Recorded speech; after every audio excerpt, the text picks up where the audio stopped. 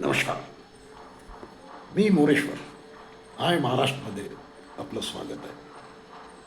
शरद पवार शरद पवार गेली 50-55 वर्षे राजकारणात आहेत.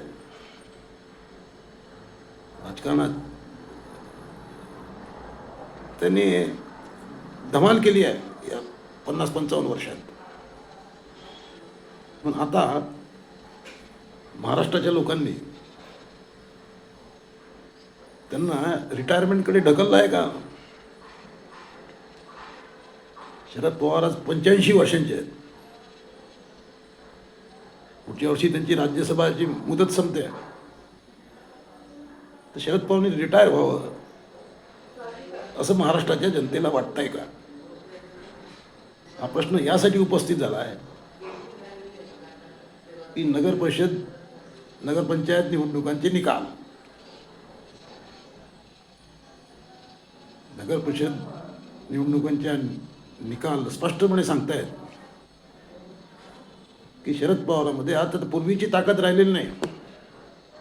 शरद पवार संपले आहेत.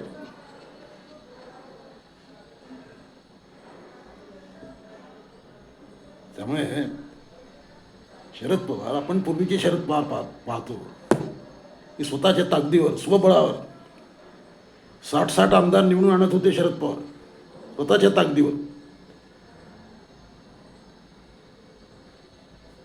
आणि आज काय परिस्थिती आहे शरद पवारांची? नगर परिषद निवडणुकीत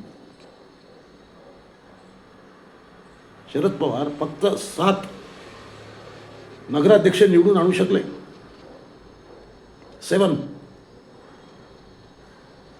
7 नगराध्यक्ष निवडून आणू शकले.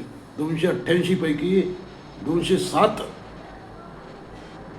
नगराध्यक्ष महायुतीचे विजयी झाले आहेत.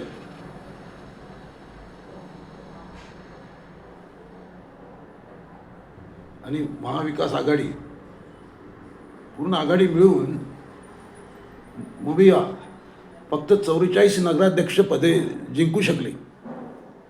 फक्त 44. कुठे 44 आणि कुठे 207. राजकारण खूप बदललं आहे. आणि हा जो तुम्हाला फरक जाणवतो, महायुती 207 आणि मुबिया 44. कारण मुबियाकडे आता कोणी नेता राहिलेला नाही. उद्धव ठाकरे हा स्पेंट फोर्स आहे. संपले आहेत उद्धव ठाकरे. आता सध्या जे सुरू आहे ते उसना हाव आणून त्यांचं डरकाळ्या सुरू आहेत. काँग्रेसने महाविकास आघाडी सोडली आहे. काँग्रेस स्वबळावर लढते. मग उरले शरद पवार. ते शरद पवार यांना या नगर परिषद निवडणुकीत फक्त 7 नगराध्यक्ष निवडून आणता आले. त्यांचा पुतण्या म्हणजे अजितदादा पवारांना सोडून गेला. आपल्या काकाला सोडलं त्याने. स्वतः ते पक्ष स्वतःकडे घेतला. पक्ष पळवला, चिन्ह पळवलं, सर्व पळवलं. आता अजितदादांकडे जी राष्ट्रवादी आहे त्या राष्ट्रवादीचे 37 नगराध्यक्ष निवडून आले आहेत. 37. आणि शरद पवार फक्त 7. काका 7 आणि पुतण्या 37. म्हणजे एकेकाळी शरद पवार त्यांच्या ताकदीवर आमदार निवडून येत. अनेक वेळा 2 वेळा काँग्रेस फुटली. अनेक वेळा आमदारांनीही शरद पवारांना सोडलं. शरद पवारांनी त्याची चिंता नाही केली. शरद पवार म्हणायचे काही फरक पडत नाही. कार्यकर्ते जे गेले आहेत त्यांना जाऊ द्या, नव्याने येतील आपल्याकडे लोक. पण आता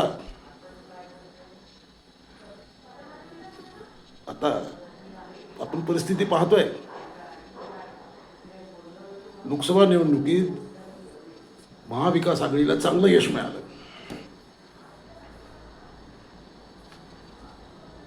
पण विधानसभा निवडणुकीत दणका बसला.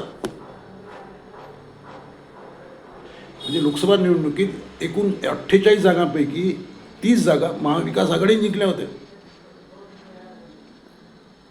त्यात शरद पवार होते. पण विधानसभा निवडणुकीत महाविकास आघाडीला फटका बसला. फक्त 10 आमदार शरद पवारांचे निवडून आले. उद्धव ठाकरेंचे 20. आता हे 5-10 बस एवढी शक्ती उरली आहे या लोकांची असं दिसतंय. त्यामुळे या निकालांनी चिंता वाढवली आहे शरद पवारांच्या चाहत्यांची. शरद पवारांचे चाहते आजही गावागावात आहेत. गावागावामध्ये शरद पवार लोकांना ओळखतात, त्यांना नावाने आवाज देतात, हाक मारतात. इतकी शरद पवारांची रीच ज्याला म्हणू आपण, त्यांचं फिरणं, त्यांचे संपर्क सर्व दांडगच काम होत होते. परंतु महाविकास आघाडीला आणि एकूणच शरद पवारांना विधानसभा निवडणुकीत बसलेला फटका हा घाव वर्मी लागला आहे. आणि आता नगर परिषद निवडणुकीत तर स्पष्ट हवा दिसत आहे की शरद पवारांच्या रिटायरमेंटचे दिवस जवळ आलेत का. कारण आता शरद पवार ही व्यक्ती रिटायर होणारे नाही. त्यांच्या नोटबुकात रिटायरमेंट हा शब्दच नाही. आजही ते पूर्वीच्या ताकदीने फिरत नसतील. या नगर परिषद निवडणुकीतही शरद पवार फिरले नाहीत, पुढे दिसले नाहीत. साहजिक आहे, शरीर आहे. 85वं वर्ष सुरू आहे, 85. माणूस थकणार आणि शरद पवार थकले. पण त्यांच्यातला जो सेनापती आहे, लढवय्या सेनापती आहे, तो त्यांना स्वस्थ बसू देईल असं वाटत नाही. लोकांनी तर त्यांना रिटायर केलं आहे. हे जे वोटिंग आपण पाहतोय विधानसभेतलं आणि आताचं नगर परिषद निवडणुकीतलं, त्यामुळे त्या हिशोबाने लोकांनी शरद पवारांना रिटायर केलं आहे. पण शरद पवार रिटायर होतील अशी परिस्थिती नाही, होणार नाही. ते अखेरच्या श्वासापर्यंत राजकारण करतील हे पक्क. मग आता महापालिका निवडणूक, आता 15 दिवसांनी महापालिका निवडणूक आहेत. आता शरद पवार या महापालिका निवडणुकीत काही हालचाल करतील काय. आता असं होऊ शकतं की शरद पवार काका पुतण्या एकत्र येऊन लढतील. काका पुतण्या एकत्र येऊ शकतात महापालिका निवडणुकीत. परंतु ते सर्व अर्धवट होईल ते. कारण शेवटी आता नगर परिषद निवडणुकीत बारामतीचा नगराध्यक्ष पुतण्याचा आहे. बारामतीचा नगराध्यक्ष पुतण्याचा आहे. अजितदादांचा नगराध्यक्ष तिथे निवडून आला बारामती. याचा अर्थ बारामती शरद पवारांच्या हातून गेली. त्यामुळे एकूणच वातावरण असं आहे की शरद पवार आता खचले आहेत, थकले आहेत. त्यामुळे आता असं होऊ शकतं की दादासोबत लढण्याचा प्रस्ताव महापालिका, अजितदादांसोबत महापालिका लढण्याचा प्रस्ताव शरद पवार गटाकडून पुढे येऊ शकतो. तसं झालं तर मग पुतण्या कसा वागेल. पुतण्या काकासोबत दोस्ती करेल का. काका पुतण्या एकत्र निवडणुका लढवतील का महापालिका. कॉमेंट कर.